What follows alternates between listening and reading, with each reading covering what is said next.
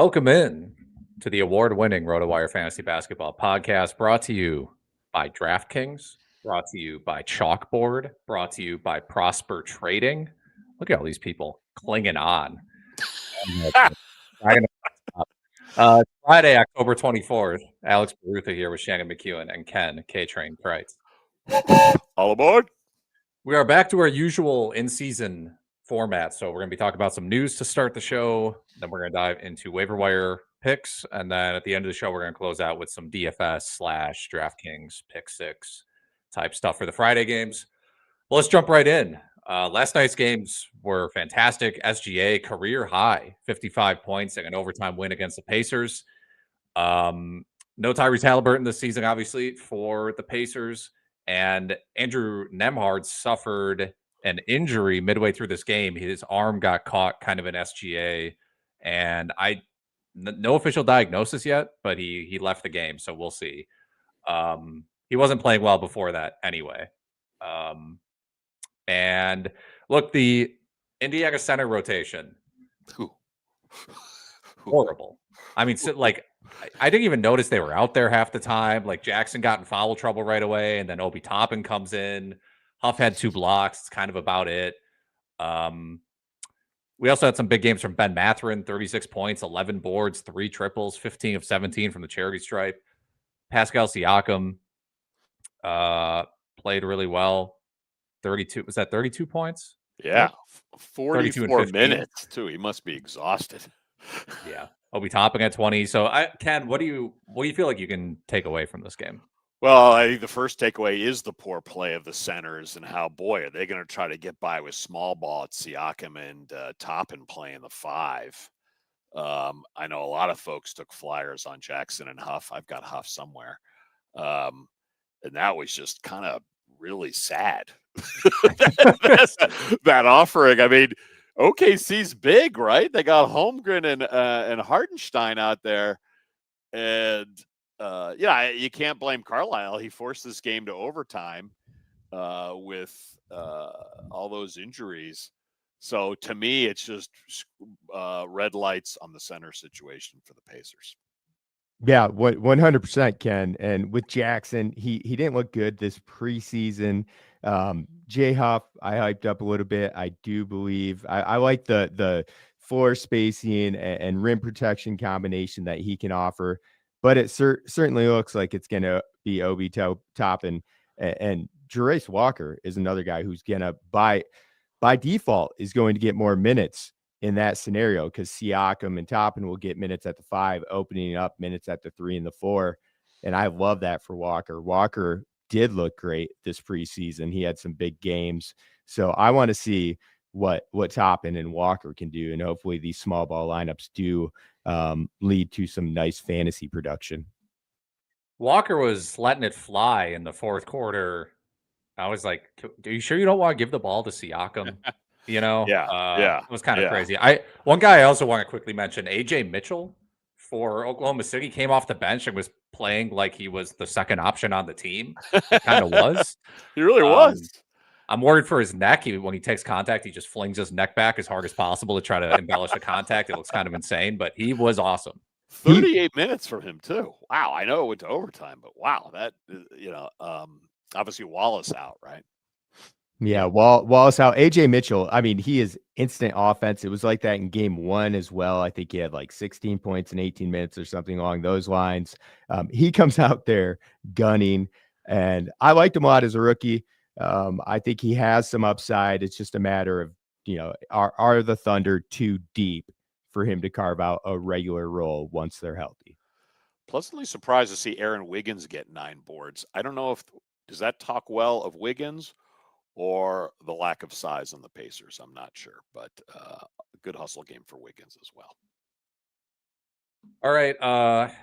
Shannon, you good to do this next read? I know you're feeling under the weather. Yeah, Warriors are 2-0 after an OT home win over the Nuggets. Curry finished with 42 points, 3 assists, 3 steals, 1 block, 6 3-pointers, 14 for 25 from the floor, 8 for 8 from the line. Typical Curry production.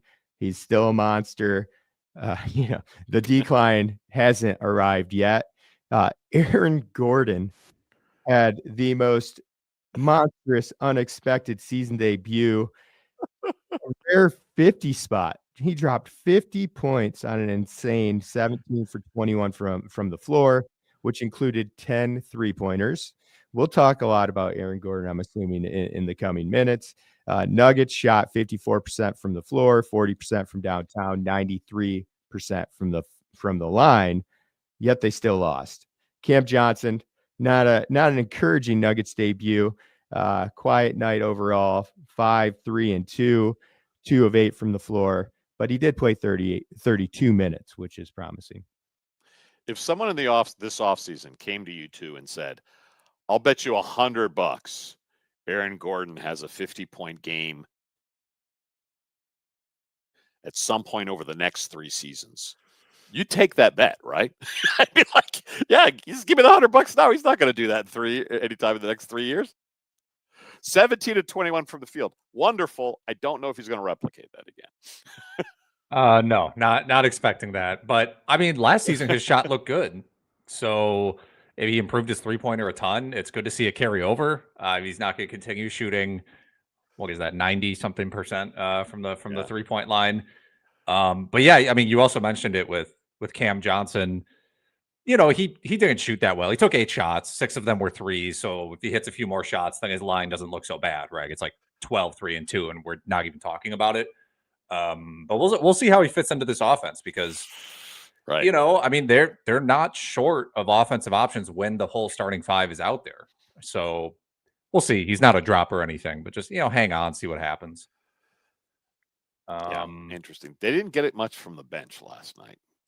I could almost see them moving Braun or Johnson to the bench, not because they don't deserve to start, but because the bench still a concern for these Nuggets.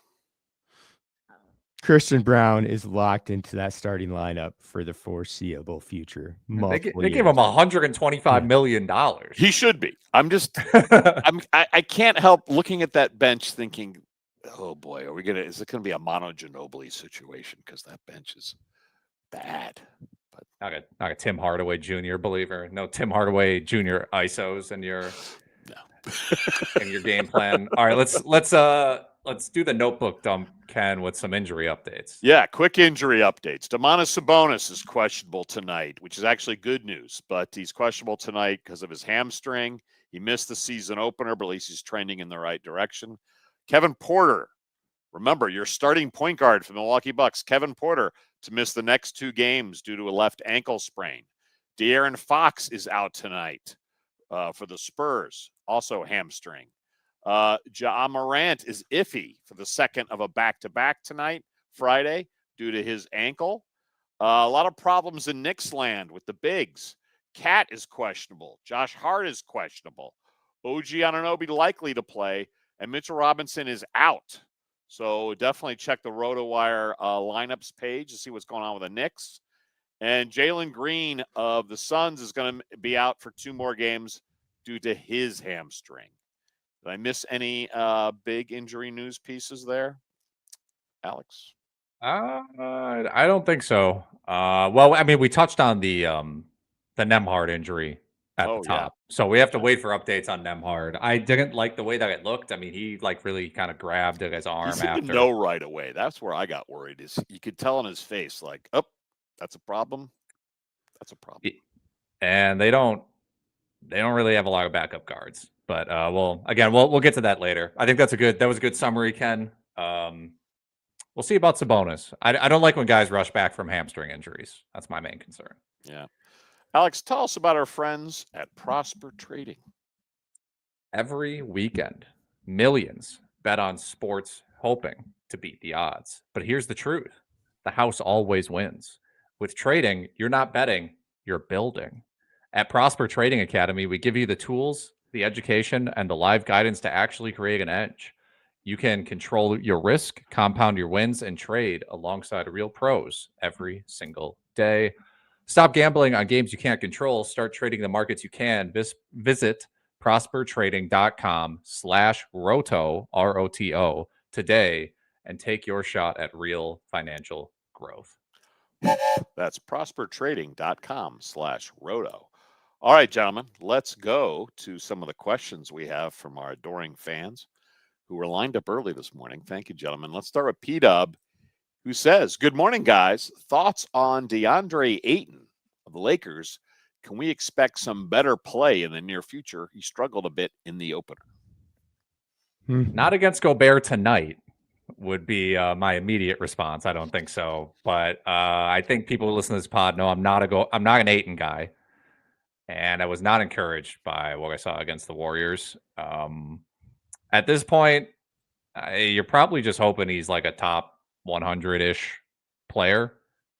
We'll see. I will say the one encouraging thing from the Lakers game, or the Lakers season opener against the Warriors, is Ayton played 34 minutes. 10 points, 6 rebounds, not great. But if he's playing 30-plus minutes for this team, there's going to be some fantasy value there. Like Alex, I'm not really an Ayton guy. Much better. It's sad to say, but he's actually probably a better fantasy player than he is real life player. And he's not much of a fantasy player. But as long as the minutes are there, I'm sticking with him. All right. And James Kahn, this is a preview to what I think Shannon might be getting to later, or maybe Alex. But should we pick up Ryan Dunn in a 14-team, 14-category roto? 14 categories. Hello. Jeez Louise. Thickos. Yeah, I think you can pick up Ryan Dunn. I mean, we know the Suns team is very thin. Jalen Green's still going to be out for a while. How the minutes get split between Royce O'Neal and Ryan Dunn may sort of vary on a game-to-game basis. But we know Ryan Dunn is out there to play defense. He had 3 blocks, a steal, and 10 rebounds in his season debut. So 14 teams, yeah, go ahead and add him.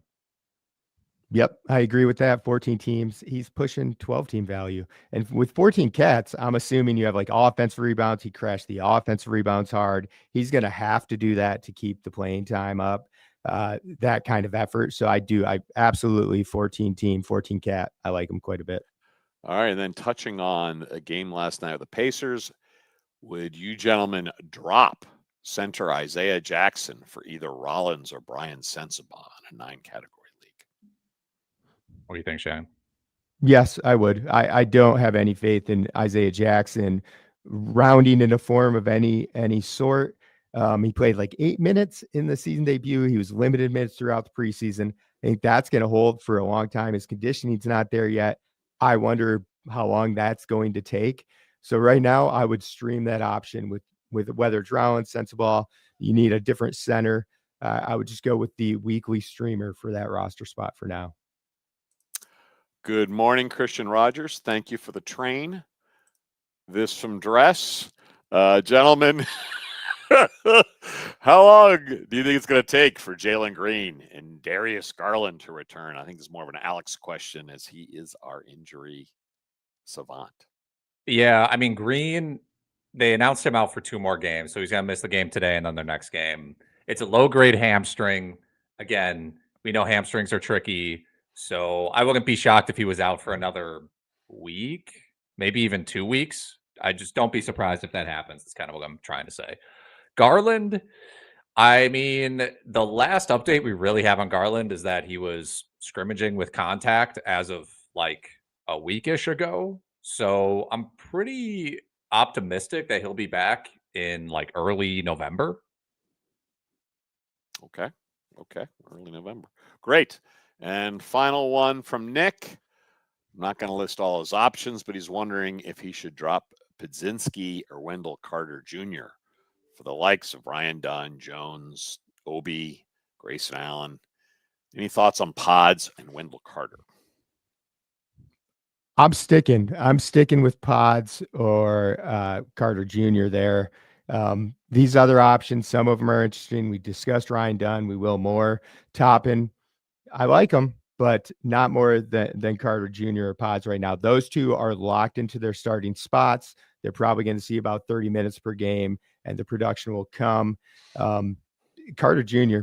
In particular, liked what I saw during the preseason. I think, and the fact that he played 30 minutes in the opener is very encouraging for his overall value. So right now, it's a hold for me. He was also going up against Bam Adebayo in the opener, which is not an easy matchup for someone like Carter. And the thing about Podz is Podz was always sort of like, he's kind of a deep flyer or someone you're going to keep on your bench.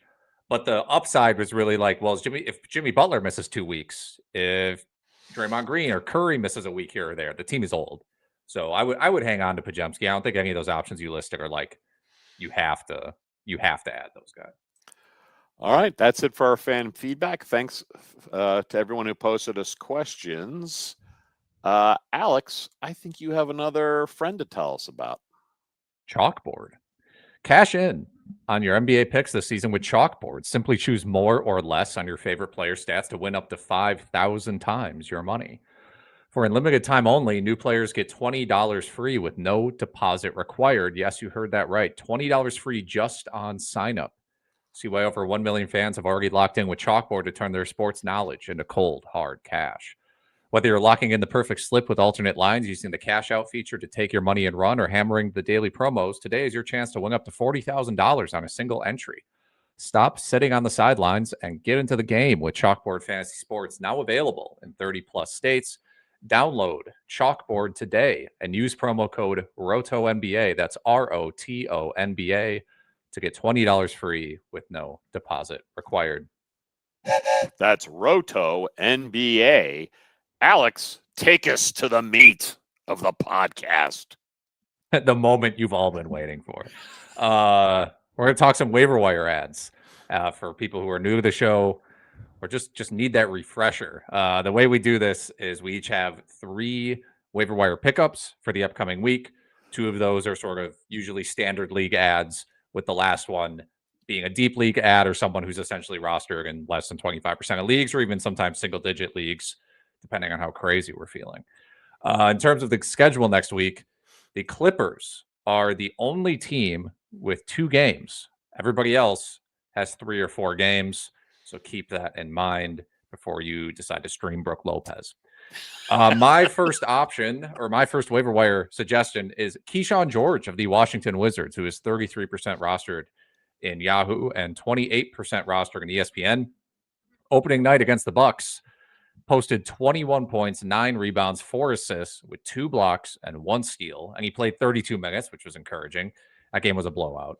But he had a great preseason as well. Looks like they'll be trying to feature him on offense. And I think, Chris Middleton played in this game. CJ McCollum played in this game. How many times are those guys going to get their rest days? I know Koulibaly is out. He'll eventually be back in. But I think there's a chance Kyshawn George ends up being this team's most valuable prospect, if not behind Alex Sarr. His two-way ability is fantastic, and I really like what I've seen from him. Well, he started, right? Like that was not always the case last year. Came off the bench a lot, I thought. So that was also very encouraging. Who is your first waiver wire suggestion, Ken? I'm going to go with one of Shannon's bold predictions from a few episodes again. Center Ryan Kalkbrenner for the Charlotte Hornets. He's only managed in 17% of Yahoo leagues and 8% of ESPN leagues. Started for Charlotte in the season opener and posted a very respectable 10 points, 11 boards, 1 assist with 2 blocks over 27 minutes. Let's remember, the rookie Kalkbrenner, his backup is 6'9", Moussa Diabate. Diabate hustles a great deal, but he's a little undersized, frankly, to be a 7-footer. I mean, to be a starting center. The 7-foot Kalkbrenner, much more your traditional center. Their other reserve is Mason Plumlee, 35 years old in the twilight of his career. I think the Hornets are going to give Kalkbrenner a ton of minutes. He frankly looks like he deserves it. They're going to love his rim protection. You're not getting much of that from Bridges. Good to see a real traditional center in Charlotte. Yeah, and I liked what I saw from Kalkbrenner running the floor. There are some concerns. I talked to our college basketball guys about him a little bit this week. There were some concerns he would be able to translate to the NBA, but he looks the part. He looks like an NBA center to me.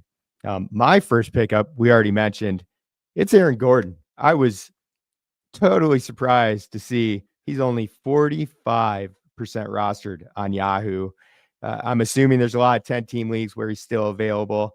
It seems silly to recommend such a well-known player, but acknowledging that 50-point outing, 10 3-pointers, that's not going to happen again this year. It's not going to happen for the rest of his career, but it's still super encouraging. He went absolutely bananas. That 50-point, 10-3, 8 rebounds, 1 block, 17 for 21 shooting, as mentioned earlier. Denver lost MPJ, Michael Porter Jr.'s 18 points per game this offseason. That production will need to come from someone else. It's going to fall on Gordon, Jamal Murray, Christian Brown, Cam Johnson. As Ken mentioned, this bench isn't deep. It's not very productive. It's not very apologies, guys. I thought that was on mute. Nope. We hear you. All right. The Gordon struggled. He actually struggled from 3 last year. He only hit half a 3 per game, shot 29%, but he had stretches in his career where he's hitting 1.5 to 2 3-pointers per game, hovering between 32 and 35%. Like Alex said, I actually thought his 3-point shot looked good during the postseason last year. So if he can continue that and just hit 1.5 to 2 3-pointers per game, there may be 10-team value here for the remainder of the season. It's easy to forget. Go ahead. Certainly 12-team production. Bench is terrible. We'll get a gazillion minutes. But Alex, I'm eager to hear what you wanted to point out. I was just saying it's easy to forget that he was hurt for a lot of last season. Like the calf injury, like he was not going to be right. He was not going to play his full allotment of minutes. So he's feeling better this year. He's going to play and should be fantasy relevant. My next waiver wire option, Cason Wallace of the Oklahoma City Thunder, 36% rostered in Yahoo, 25% rostered in ESPN. We still don't know when Jalen Williams, J-Dub, will be back from his wrist injury. I don't think they're going to rush him back. No reason to do that. Cason Wallace, played that double OT game against the Rockets, was really involved offensively, or at least more involved than he was last season. Ended up with 14 points, 5 assists, 7 rebounds, and 4 steals. We know that Cason Wallace, more than anything, is just a great steals guy, but I think, is someone they would like to get more involved offensively when they can. He got the night off last night against the Pacers due to a knee injury, and I think some other Oklahoma City players may be getting a night off in the near future because of 2 double OT games. But yeah, I mean, OKC also has 4 games next week. So even if you're not 100% sold on this, you can just add them now, stream them in, see what happens.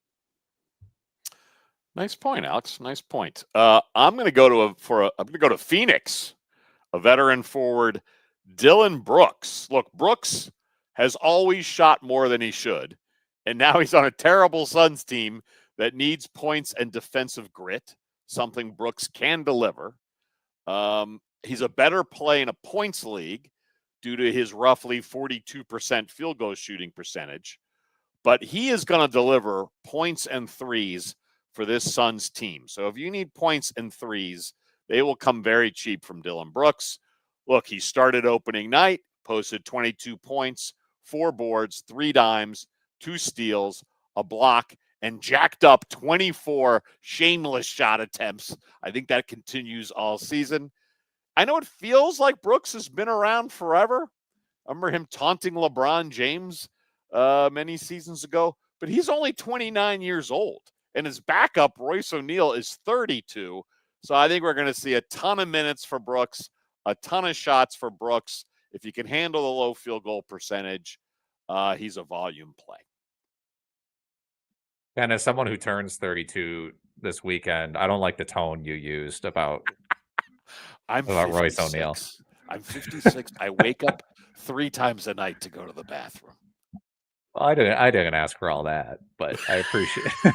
I'm sure the fans appreciate it. I woke up I'm 44. I woke up at 1:30 a.m. last night and I ate a bowl of ice cream and then went directly back to bed. I don't think that's age related. I think that's more of just a desire. All right. Speaking of ice cream, Davion Mitchell, guard, Miami Heat, 36% rostered on Yahoo, 53% on ESPN. Mitchell had a gigantic season opener, finishing with 16 points, 6 rebounds, 12 dimes, 2 steals, 1 block, and 2 3-pointers in 35 minutes. Started at point guard for Miami, a role that will be secure at least until Tyler Hero returns. He did start along Tyler Hero for stretches last season. So I think that could be an actual season-long situation where he's locked in and they move Powell to the 6-man role, a role he's played many times throughout his career, or maybe even Jovic goes to the bench if he continues to put up duds. I like Mitchell quite a bit. I feel like that's under rostered for a player who has his current value. So if he's available in your league, you need assists, you need steals, he'll be a solid option for that. Mitchell's also fighting through. I forget what his injury was. Ankle, hamstring, calf. He had some injury at tail end of last year. Looked bad in some clutch games for the Heat. But I think that was injury driven. I was surprised that his value was so low. I mean, the three of us were in a 15-team auction draft, and I got him in the dollar days. I think I got him for $1 at the very end as just like someone. And look, I think he'll be good. He's not going to do 12 dimes, 16 points every night, but we know he can pass. We know Spoelstra trusts him, and we know he's a great defender. And that's kind of all it takes. If Spo trusts you, right up. Because his defense is solid. I mean, he was a defensive specialist way back with the Kings. And Shannon's 100% right. We don't really know when Tyler Hero's coming back. I'll go to my long shot, which I don't think he's really qualifies as a long shot, but Ryan Rollins, guard for the Milwaukee Bucks, 4% roster in Yahoo, 1% in ESPN. Kevin Porter Jr. out for the Bucks' upcoming 2-game road trip. That's all they've officially ruled him out for, but I do not like that he had to go in for an MRI. It kind of suggests that they thought it was worse, or he thought it was worse. So I would not be shocked if he's out a week, 2 weeks, something like that. For the meantime, you should add Rollins, someone who may have gotten decent run anyway and could have been worth a deep league stash. But in the season opener, after KPJ got injured, he in total ended up playing 29 minutes, 9 points, 4 rebounds, 3 assists, 2 steals. And that's kind of along the lines of what he was doing last season to some extent, on like a per minute basis. So I think as someone, if he's going to play 30 plus minutes a night, should be rostered. He has a really high steal rate. He can pass the ball. He's maybe more aggressive than he should be on offense, but the Bucks kind of need that actually. So I think Rollins should be added probably in 12-team leagues, but it kind of depends who's on your roster. Wow. Okay. Thank you, Alex. My long shot, very much based on last night's news, is Ben Sheppard, guard for the Indiana Pacers. And this is driven by the fact that we don't know how bad Andrew Nembhard's shoulder injury is. It's 11 a.m. Eastern time Friday, so we're still waiting on Nembhard news. Sheppard delivered a quality line in Nembhard's absence last night with 15 points, 8 boards, and 4 dimes over 39 minutes in that overtime contest last night. And we got this quote from Coach Carlisle post-game about Nembhard's injury that got me a little concerned. He said, quote, "This is going to potentially present some big challenges." Ooh. Yeah, this Pacer team is not deep. Sheppard could be looking at a ton of minutes. And let's see what this news on Nembhard's shoulder is. It's a tough one. My hot take, if Nembhard is out long term, Walker will be second in assist on the Pacers behind Siakam. Ooh, that is a hot take. Yeah, because we know Matherin's not passing it. Yeah, exactly. It ain't gonna be Matherin. 100%. All right, my long shot of the week is the aforementioned Ryan Dunn forward for the Phoenix Suns, 6% rostered on Yahoo.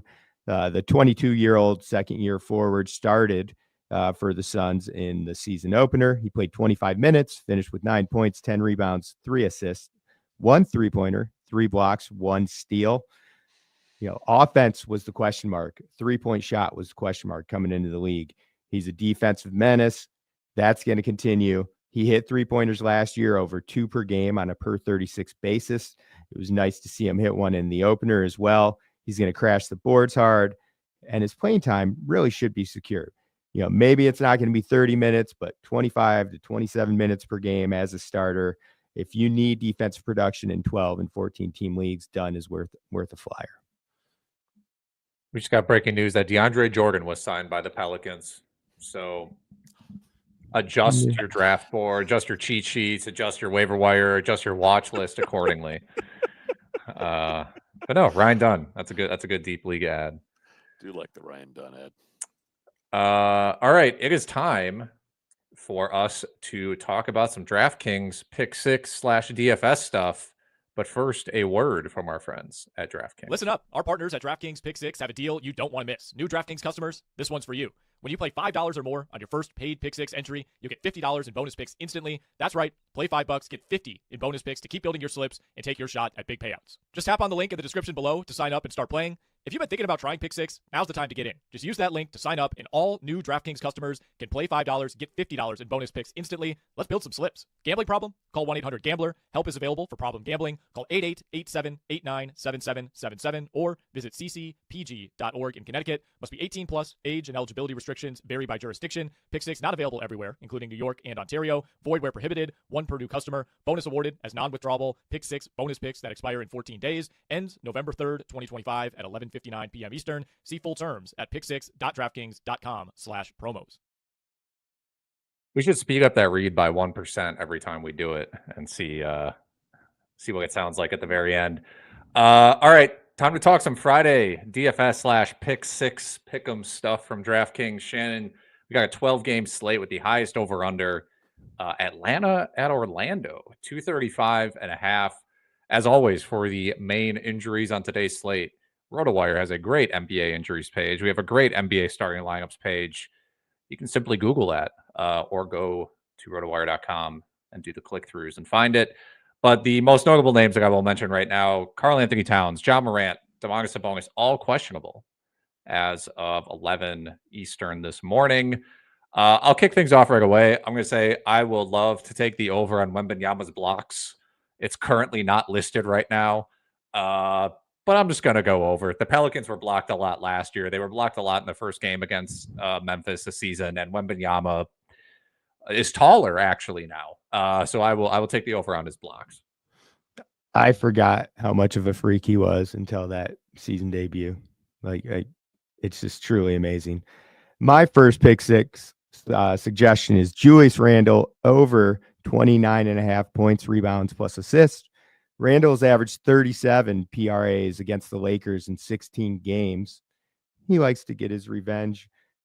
I think he's going to have a solid showing. The game is in LA, which actually motivates him even more, I would imagine. But I just like Randall to have a good game. We saw Edwards go off in the opener, and not many other T-Wolves were very productive. But Randall's going to be there. He was the one who was still solid all-around production. That's why I like targeting the PRA instead of just one individual category for him. He's going to contribute in all 3 categories. They, like you alluded to, they really need Randall because their offense can get pretty stuck. My next pick, Franz Wagner, over 4.5 assists versus the Hawks. We mentioned that this over-under is the highest of the day, which is a little bit surprising. But the Hawks also got blown out and annihilated by the Toronto Raptors on opening night, which is probably a bad sign for Atlanta's defense. But Franz had 6 assists in the opener against Miami. It's hard to explain. His passes usually lead to more assists than Paolo's passes.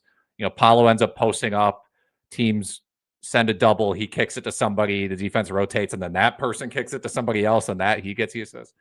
But Franz just looks so involved offensively for Orlando, and I think this will be a really fast-paced game, so over 4.5 assists.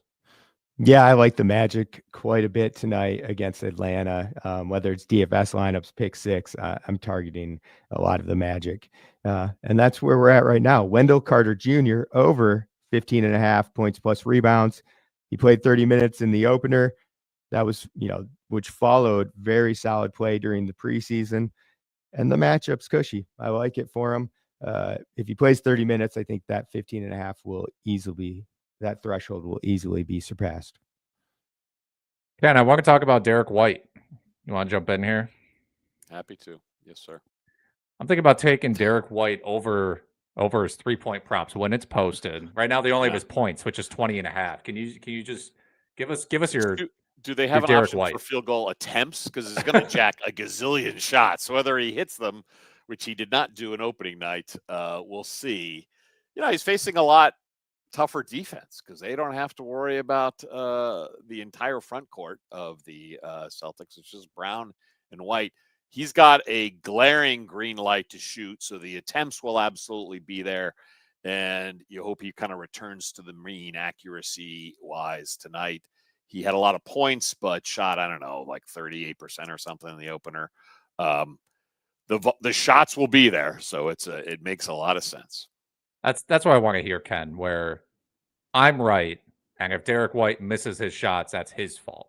So thank you. I appreciate that. On me. Yeah.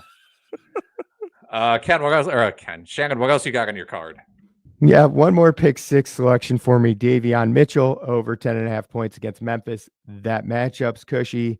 And if he's playing 32 plus minutes, again, he played 35 in the opener. Mitchell's not a big scorer, but 10.5 points is highly attainable for any player of his skill set who's playing that many minutes. My two last pick six plays would be Scotty Barnes under 18.5 points versus the Bucks. Do not like him against Giannis. It's kind of as simple as that. I feel like Giannis is kind of a kryptonite for Scotty. Really tough matchup. And then Steph Curry tonight under 24.5 points versus the Trailblazers, coming off the overtime game last night. I believe they're in Portland, if I'm not mistaken. They are in Portland. And he's going up against none other than Drew Holiday, who he has not had a ton of success against, I think, individually. Holiday does a pretty good job against him. So I'm on the under for Steph Curry tonight. Well, that makes me want to go over on like Kuminga, maybe Podz as well. So I would take a closer look at the markets available for those two. And to really wrap it up here, I'm just going to share a few of my favorite DFS picks for tonight's slate. The NBA slate for DraftKings tonight, they have a late and an early slate. The main slate does not have all the games, so there are 4 or 5 of the late games that are not even included in the main slate. But from the main slate, I'm really targeting guys who maybe had disappointing season openers, and because of that, their salaries are a little bit cheaper than you would expect. So I've got Desmond Bane, 6,900, again, an Orlando Magic player against the Hawks. Dyson Daniels might have something to say about that, but I'm going to risk it. Trey Murphy, he's going up against the Spurs, and he's 6,700. He was 7,500 for the opener. Bam Adebayo playing Memphis. I just like the matchup a lot better than he had in the opener. He's 8,100. And Amen Thompson, 7,700 against my Detroit Pistons. That's just a cheap price for a guy who can go off for 45, 50 fantasy points, without scoring 30 points. Couple discounts from that slate. We'll go with one. Jock Landale, 4,200, starting center for the Memphis Grizzlies. Now, moving on to the late slate, Kuminga I mentioned, Ryan Dunn's been mentioned. 4,300 for Ryan Dunn. I would imagine he's locked in the starting lineup. Drew Holiday looked absolutely fantastic in the opener. 5,800. He might have a bigger role for Portland, especially while Scoot Henderson's out than we initially expected. And I have to mention this guy. We can't go an entire podcast episode without mentioning him, especially after his season debut. Walker Kessler, my true love. He is 6,500. He's going up against Sacramento. Whether it's Sabonis, Eubanks, whoever it is, I don't care. Put Walker Kessler at 6,500 in my DFS lineup. 22 points, 7 for 7 from the floor, 2 for 2 from downtown in the opener. 9 rebounds, 4 assists, 4 blocks, 2 steals in 29 minutes. He's the best player to ever exist. That's simple, folks. Wow. and he's discounted tonight. Yeah. All right, Ken. Happy to have you back, but it is time for your first official old man rant of the season. Arg! Come back, Jason Tatum. These Celtics are terrible. Wah! I am a spoiled Boston sports fan with 22 years in New England. We always win. We always have a parade with duck boats. But these Celtics, they are lost. They're going to live and frequently die by the three. The bigs are just atrocious. Only a woefully slow, injured, and unmotivated Joel Embiid would look this bad versus the four-headed JV monster of Cada, Tillman, Garza, and Boucher. Can we get Dave Cowens out of retirement? Real centers are going to kill the Boston Celtics. Arrgh! Like Walker Kessler. Walker Kessler's going to put up a 50 piece against you. You're going to have to just deal with it. Could be. How about Kessler taking 2 threes? Just shooting 2 threes, let alone hit him. Love to see it.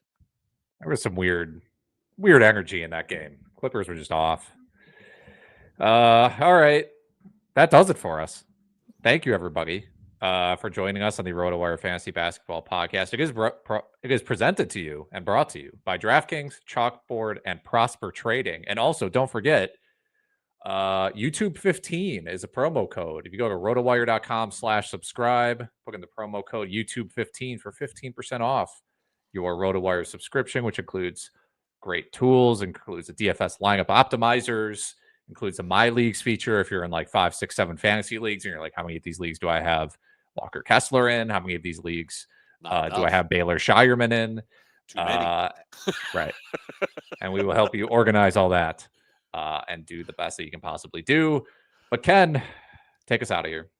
Yeah, let's go to San Francisco for our out quote, where Warriors coach Steve Kerr said this about his overtime win last night over the Nuggets via the lineup of Curry, Butler, Kuminga, Green, and Big Al Horford.